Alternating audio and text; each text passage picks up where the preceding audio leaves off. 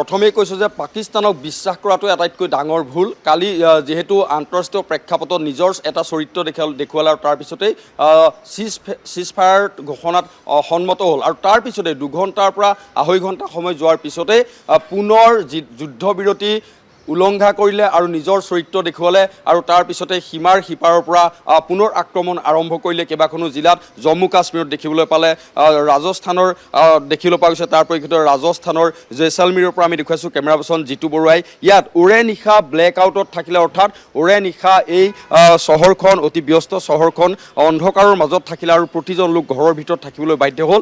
নিশাৰ পৰা black out হ'ল আৰু ব্লেক আউটৰ পৰিপ্ৰেক্ষিতত ওৰে নিশা অন্ধকাৰত থাকিলে আৰু ৰাজস্থানৰ যি গৰম, উৎকট গৰমৰ কথা নিশ্চয় গম পায়। সেই উৎকট গৰমৰ মাজতো কিন্তু ইয়াত সকলোৱে নিজৰ ঘৰৰ লাইট অফ কৰি কোনো ধৰণৰ বিদ্যুতৰ সুবিধা নোলোৱাকৈ ইয়াত এনেদৰে ঘৰৰ ভিতৰত সোমাই থাকিলে আৰু ইয়াত এয়া হৈছে পাকিস্তানৰ যি চৰিত্ৰ, দুমুখীয়া চৰিত্ৰ, সেই দুমুখীয়া চৰিত্ৰৰ পৰিপ্ৰেক্ষিতত এইখন চহৰে কালি নিশা পুনৰ এবাৰ চেপা উত্তেজনাৰ মাজত সময় অতিবাহিত কৰিবলগীয়া হ'ল সীমান্তৱৰ্তী এলেকা।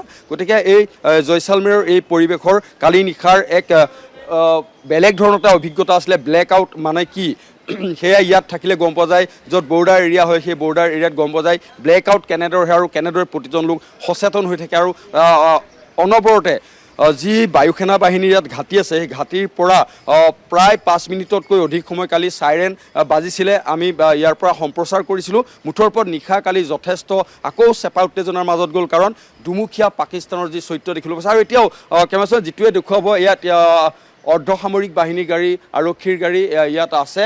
এইটো চক দেখিবলৈ পাইছে, গাড়ী আছে ইয়াত এনেদৰে ৰাখিছে। কিন্তু পাকিস্তানৰ যি চৰিত্ৰ সেই চৰিত্ৰৰ পৰিপ্ৰেক্ষিতত কালি এজন BSF জোৱান শ্বহীদ হ'ল দেখিবলৈ পোৱা গৈছে। এগৰাকী চাব ইন্সপেক্টৰ শ্বহীদ হৈছে। সেয়াই পাকিস্তানৰ নিজৰ চৰিত্ৰ পুনৰবাৰ দেখুৱালে। অৰ্থাৎ পাকিস্তানে বন্ধুত্বৰ সম্পৰ্কৰ ওপৰত কোনো পধ্যেই গুৰুত্ব নিদিয়ে আৰু ভাৰতে তাৰ উচিত প্ৰত্যুত্তৰ যে দিব সেয়া নিশ্চিত।